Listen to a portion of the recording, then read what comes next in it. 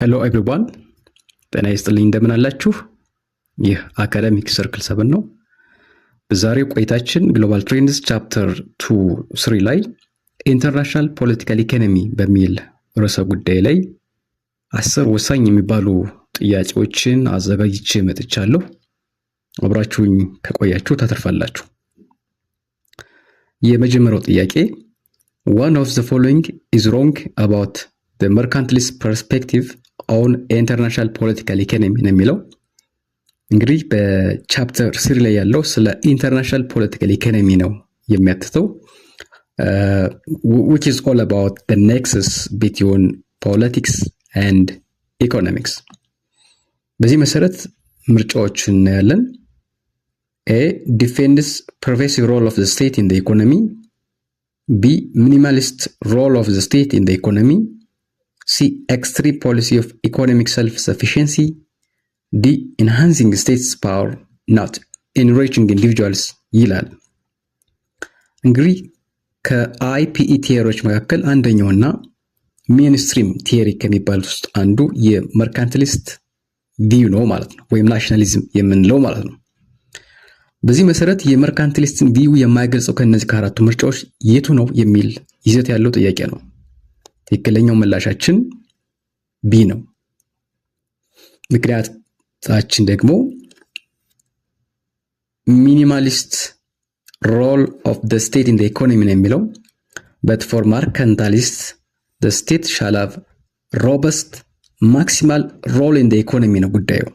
the state have a maximal strong role in the political economy የሚል ስለሆነ ስህተት የሆነው ቢ ይሆናል ማለት ነው። በጣም ጥሩ። ሁለተኛ ጥያቄ autarky in the view of mercantilism or mercantilist is blank። ምርጫዎችን እናያለን። A complete economic independence. B the principle of comparative advantage. C state intervention in the market. D market led economic system ነው የሚለው። እንግዲህ አውታርኪ አንዱ የመርካንቲሊስት ቪ ፖይንት ነው። ስለዚህ የአውታርኪ ኢሰንስ ምንድነው ነው እዚህ ጋር የቀረበው ጥያቄ። ኮምፕሌት ኢኮኖሚክ ኢንዲፔንደንስ፣ ሙሉ ሙሉ ከኢኮኖሚ ጥገኝነት መውጣት የሚለው ትክክለኛ አገላለጽ ነው። ምክንያታችን አውታርኪ is a policy which is premised on complete economic independence or the issue of self-sufficiency ነው ማለት ነው። የአውታርኪ መሰረታዊ መርህ ሀገራት ራሳቸውን መቻል አለባቸው ነው። ኢምፖርት የሚያደርጉት መቀነስ አለባቸው፣ ሰብስቲቲዩት ማድረግ አለባቸው። ሰልፍ ሰፊሺየንሲ ኮምፕሌት ኢኮኖሚክ ኢንዲፔንደንስ is the central theme of autarky። በጣም ጥሩ እንቀጥላለን። ሶስተኛ ጥያቄ which one of the following is not correct about liberalist assumption of political economy? ሁለተኛው የአይፒኢ ቲዮሪ ሊበራሊዝም ነው። ስለዚህ በሊበራሊስቶች ማያ መነጽር ስህተት የሆነ የትኛው ነው? ምርጫዎችን እናያለን። free flow of goods and services, society without government interference, economic interdependence brings conflict, D removing trade barriers የሚሉ ምርጫዎች ቀርበውልናል። ስለዚህ ከነዚህ ውስጥ የሊበራል ፖይንት ኦፍ ቪውን የማያሳየው የትኛው ነው? ትክክለኛው ምላሽ ሲ ነው። ምክንያታችን ደግሞ በሊበራሊስት ማያ መነጽር ትሬድ is a means for peace ነው እንጂ ኮንፍሊክት አይደለም። so trade brings peace via economic interdependence የሚል ሐሳብ ነው ያለው። ሊበራሊስቶች let us cooperate ነው የሚሉት። ሀገራት በኢኮኖሚ ኢንተርዲፔንዳንት ከሆኑ they are unlikely to go to war ነው። ወደ ጦርነት የመሄዳቸው እድል አናሳ ነው። ምክንያቱም ወደ ጦርነት ሄደው ከሚያገኙት ይልቅ ፒስ ኮኦፕሬሽን ፈጥረው የሚያተርፉት ስለሚበልጥባቸው የሚል እሳቤ ነው ያላቸው ማለት ነው። ሲ ላይ ያለው ግን ኢኮኖሚክ ኢንተርዲፔንደንስ ብሪንግስ ኮንፍሊክት ነው የሚለው። ፒስ ቢሆን ትክክል ይሆን ነበር። አራተኛ ጥያቄ እንቀጥላለን። the main assumption of previous singer thesis ነው ይለው። የስትራክቸራሊዝም ቫሪያንት ውስጥ የፕሪፓስ ቴሲስ የሚባል አለ። እሱን የማይገልጸው የትኛው ነው? የፕሪፓስ ቴሲስ የማይገልጸው የሚገልጸው ኤ ኤክስፖርት ኦሪየንትድ ኢንዱስትሪያላይዜሽን፣ ቢ ኢምፖርት ሰብስቲቱሽን ቤዝድ ኦን ፕሮቴክሽኒስት ፖሊሲ፣ ሲ ዘ ፕሮሞሽን ኦፍ ኮምፒቲቲቭ አድቫንቴጅ፣ ዲ ኢንካሬጅመንት ኦፍ ፍሪ ትሬድ ኤሪያ ነው የሚለው። እንግዲህ የፕሪፓስድ ሲንገር ቴሲስ የምናገኘው በስትራክቸራሊዝም ቲዮሪ ውስጥ ነው ማለት ነው። እሱም በትክክል የሚገልጸው የትኛው ነው የሚል ነው የቀረበልን። ምላሹን ልትናገሩ ትችላላችሁ። 1 2 3 ለዚህ ጥያቄ ትክክለኛው ምላሽ ወይም ደግሞ የፕሪፓስድ ሲንገር ቴሲስን የሚገልጸው ቢ ነው። because it advocates for a new pattern of development based on industrialization via import substitution based on protectionist policy. ስትራክቸራሊዝም አንዱ ሬኮሜንዴሽን የፕሪፓስድ ሲንገር ቴሲስ ነው። እሱም ምንድን ነው? they advocate ኢንዱስትሪያላይዜሽን ነው። ኢንዱስትሪ ዴቨሎፕመንት ያስፈልጋል ነው። ግን እሱ ኢምፖርትን ሰብስቲቱት በማድረግ እና ፕሮቴክሽኒስት ፖሊሲ በመጠቀም ነው የሚል ሀሳብ ነው ያላቸው። እንግዲህ ፕሮቴክሽኒስት ፖሊሲ ስንል ሀገራት ከውጭ የሚገቡ ሸቀጦችን በተለያየ መልኩ ፕሮቴክት ማድረግ ነው። ይህም ዶሜስቲክ ማርኬቱን ወይም ደግሞ የሀገር ውስጥ ያለውን ማርኬት ለመጠበቅ ሲባል በኮታ፣ በታሪፍ፣ በኤምባርጎ ወይም በሌላ መንገድ ኢምፖርት የሚደረጉትን ሸቀጦች ዲስከሬጅ ማድረግ እና ዶሜስቲክ ፕሮዳክሽኑን ደግሞ ኢንከሬጅ የማድረግ መሰረታዊ እሳቤ ያለው ነው። በጣም ጥሩ። 5ኛ ጥያቄ among the following one is wrong about Marxist explanation of IPE። እንግዲህ ሶስተኛው ሜንስትሪም ቲዮሪ የምንለው ከመርካንቲሊስት ሊበራሊስት ቀጥሎ ማርክሲስት ነው። እነዚህ ሶስቱ ሜንስትሪም ቲዮሪ ናቸው። ስለዚህ ማርክሲስት እሳቤው ምንድነው? ስህተት የሆነው ነው እዚህ ጋር የቀረበልን። ግሎባል ኢኮኖሚ ፕሮቫይድ ቤኔፊት ቱ ኦል ካንትሪስ፣ ቢ ግሎባል ኢኮኖሚ ኢዝ ኤ ዚሮ ሰም ጌም፣ ዲ ዲቨሎፒንግ ካንትሪ አር ኤክስፕሎይትድ ባይ ዘ ካፒታሊስት፣ ዲ ኦል ጌን አኪር ቱ ዘ ካፒታሊስት ካንትሪ የሚል ነው። የማርክሲስቶችን እሳቤ የማይገልጸው ነው የተጠየቀው ጥያቄ። ለዚህ ጥያቄ ትክክለኛው ምላሽ ኤ ነው።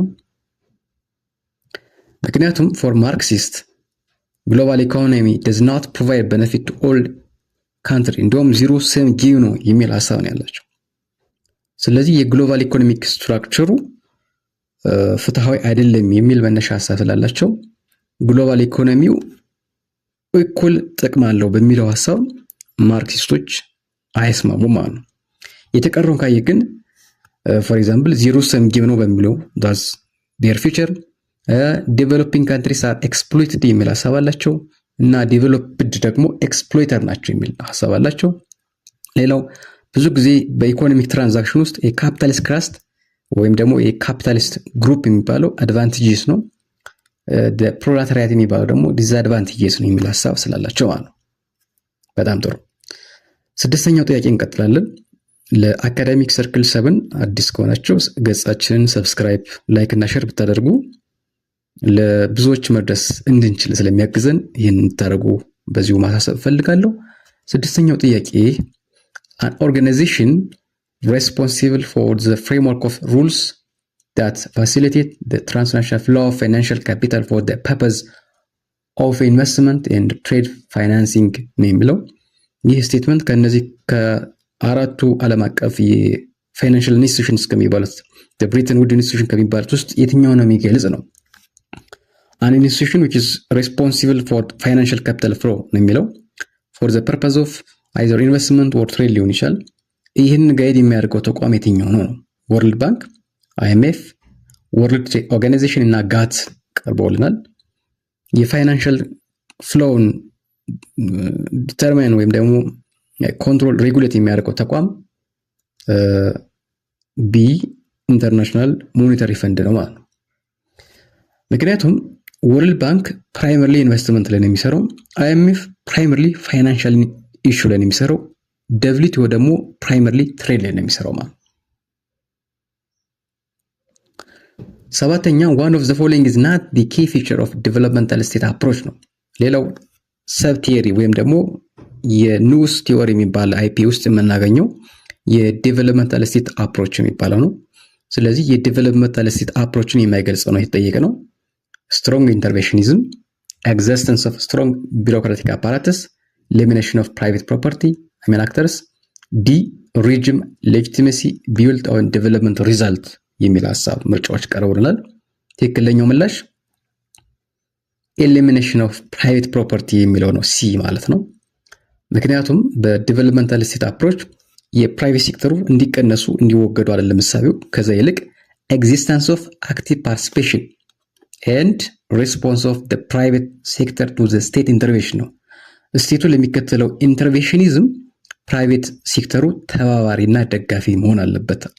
ስለዚህ የዴቨሎፕመንታል ስቴት አፕሮች ኢፌክቲቭ የሚሆነው if private sectors are supportive to state intervention የሚል ሐሳብ ነው ያላቸው።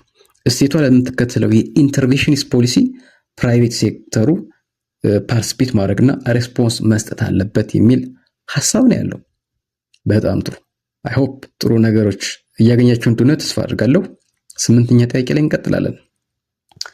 The root cause of the economic trouble that bedeviled Europe in 1920s and 30s was the absence of benevolent hegemon የሚል አርጊውመንት አለ። ይህ ስቴትመንት ከነዚህ ከአራቱ በየትኛው ሊገለጽ ይችላል? ስትራክቸራሊዝም፣ ማርክሲዝም፣ ዴቨሎፕመንታል ስቴት፣ ሄጅሞን፣ ስታቢሊቲ ቲዮሪ ነው የሚለው። እንግዲህ አውሮፓ በ1920ዎቹ 30ዎቹ የገጠማት የኢኮኖሚ ቀውስ ጠንካራ የሆነ የሚታመን ሄጅሞን ወይም ሌላ ሀያል ሀገር ባለመኖሩ ነው የሚል ሐሳብ የሚያራምደው ቲዮሪ የትኛው ነው የሚል ነው ጥያቄው በሌላ አገላለጽ። ትክክለኛው ምላሽ ዲ ነው። ምክንያቱም ኤችኤስቲ ወይም ደግሞ ሄጅሞን ስታቢሊቲ ቲዮሪ ስሙም እንደሚያሳየው ዋናው ሴንትራል አርጊውመንቱ ሀገራት ኢኮኖሚካሊ ስቴብል እንዲሆኑ ከተፈለገ we need to have strong benevolent trusted hegemon የሚል ሐሳብ ነው ያላቸው። የተረጋጋ የኢኮኖሚ የወታደራዊ ስርዓት እንዲገነባ ሪስፖንሲብል የሆኑ ሜጀር ሊወስዱ የሚችሉ ጠንካራ የሆኑ ሌላ ሀያል ሀገራት ሊኖሩ ይገባል የሚል ሐሳብ ነው ያለው። good. Number 9, the impact of World Bank on the development of developing countries has been at best controversial and at worst negative due to the following reason except the one የሚለው እንግዲህ የዓለም ባንክ ተጽዕኖ በተለይ በታዳጊ ሀገሮች ላይ ብዙ አወዛጋቢ ነው። እንዲሁም ከዛም ማለፍ ብሎ ኔጌቲቭ ነው የሚል ሐሳብ ቀርቧል። ለምን የሚል ጥያቄ ነው የቀረበው። አንዱ ምክንያት አይሆንም ነው ኤክሰፕት ስለሚል ምርጫዎችን ነኝ። one size fits all approach, B the tough aid and loan conditionality, C dominated by developed state, D it focus on developing countries ነው የሚለው። ከነዚህ ውስጥ የዓለም ባንክን የማያስተቸው ጉዳይ የትኛው ነው ሐሳቡ? አንደኛውን ካየን one size fits all approach የሚለው ዓለም ባንክ ታዳጊ ሀገሮች ላይ ጫና አምጥቷል ተብሎ ከሚተችበት ነገር አንዱ አንድ አይነት ሜጀር ለሁሉም ሀገራት መውሰዱ ነው። አንድ አይነት ልብስ አስፍቶ ለሁሉም ሀገራት ማልበሱ ነው ማለት ነው። እንደየሀገራቱ ዶሜስቲክ ኮንቴክስት ኮንሲደር አለማድረጉ አንዱ የትችት ምንጭ ነው ማለት ነው። ሁለተኛው the tough aid or loan conditionality ነው። ለማበደር ብድር ድጋፍ ለማድረግ የሚያስቀምጠው በጣም አደገኛ የሆነ አስቸጋሪ የሆነ ቅድመ ሁኔታ አለ። እሱም ሌላ ችግር ነው። C dominated by developed state ነው የሚለው እነዚህ ተቋማት IMFም ወርልድ ባንክም ኢቭን ወርልድ ትሬድ ኦርጋናይዜሽን የሚባሉት mainly they are under the tight control of ኢዲ ካንትሪ እነዚህ በጣም ታዳጊ ሀብታም በሚባሉ ሀገሮች ቁጥጥር ስር ያሉ ናቸው ማለት ነው። ዲ ላይ ያለው ግን it focus on developing countries ነው የሚለው ታዳጊ ሀገሮች ላይ ፎከስ ማድረጉ ሊያስተቸው አይችልም ነበር ማለት ነው መልሳችን። ስለዚህ ዲ ይሆናል ማለት ነው። በጣም ጥሩ። የመጨረሻ ጥያቄ ነው። according to structuralism center prefer relationship between the global north and global south resulted in equal trade and investment exchange ነው የሚለው ይሄ ስቴትመንት ጤናማ ትክክለኛ ወይስ እውነታ ሐሰት ነው የቀረበው? is it true false or undetermined? center prefer relationship between the global north and south equal የሆነ የትሬድ እና የኢንቨስትመንት ትራንዛክሽን አለው የሚል ሐሳብ ነው የቀረበው በስትራክቸራሊዝም ፖይንት ኦፍ ቪው ነው። ትክክለኛ መላሳችን ፎልስ ነው። ምክንያታችን ደግሞ በስትራክቸራሊዝም ፖይንት ኦፍ ቪው መሰረት በሁለቱ መካከል በሴንተር እና በፕሪፈሪ መካከል ያለው የትሬድ የኢንቨስትመንት ትራንዛክሽን ፌር አይደለም ወይም አንኢኳል ነው የሚል ሀሳብ ነው የሚያቀነቅኑት። ግሎባል ኖርዝ ኤንድ ሳውዝ ሪሌሽን ሪዛልትድ አንኢኳል ትሬድ ሪሌሽንሽፕ። ለምን? በሁለቱ መካከል ባለው የትሬድ ትራንዛክሽን ግሎባል ኖርዝ የሚባለው የካፒታሊስት ክላስ የሚባለው ፕራይስ ሜከር ነው። ፕራይስ ሜከር ናቸው። መሸጫም መግዣም ፕራይስ ዲተርማይን የሚያደርጉት ግሎባል ኖርዝ ናቸው። በተለይ አፍሪካውያን የሚሸጡበትም የሚገዙበትን ፕራይስ የሚያወጡላቸው ግሎባል ኖርዝ ናቸው ማለት ነው። ይህ ደግሞ አንኢኳል የሆነ ትሬድ እና ኢንቨስትመንት ኤክስቼንጅ ክሬት አድርገዋል የሚል ሀሳብ ነው የሚያቀነቅኑት ማለት ነው። እንግዲህ እነዚህ 10 ጥያቄዎችን በሚገባ አናላይዝ ማድረግ ከቻልን ቻፕተርስ ላይ ሊነሱ የሚችሉ ጉዳዮችን አድሬስ ማድረግ እንችላለን ብዬ አስባለሁ። ስለነበረን ቆይታ እጅግ አመሰግናለሁ። በቀጣይ በምዕራፍ 4 ላይ ያሉ ጥያቄዎችን ይዤ እመለሳለሁ። ገጻችንን በድጋሚ ላይክ እና ሼር፣ ኮሜንት፣ ሀሳብ ሲኖራችሁ፣ ጥያቄ ቢኖራችሁ፣ ማብራሪያ ቢኖራችሁ የኮሜንት ቦክሱ ላይ እንድታስቀምጡ በትህትና ጠይቃለሁ። ጤና ይስጥልኝ።